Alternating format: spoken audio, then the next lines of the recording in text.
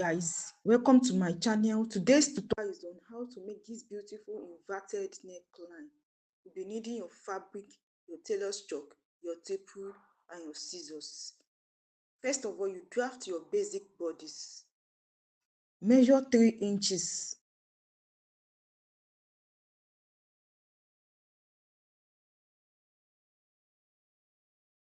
Measure 4 inches.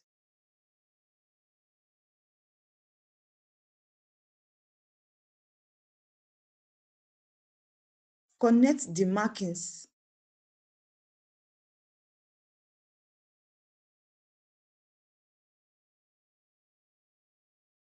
Come up by 2 inches.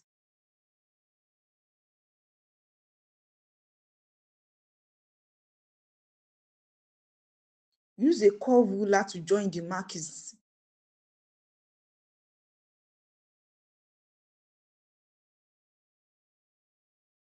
You will have something like this.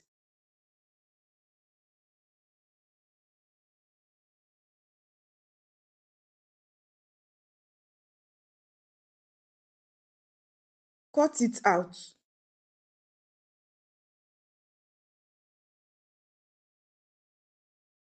This is the final look.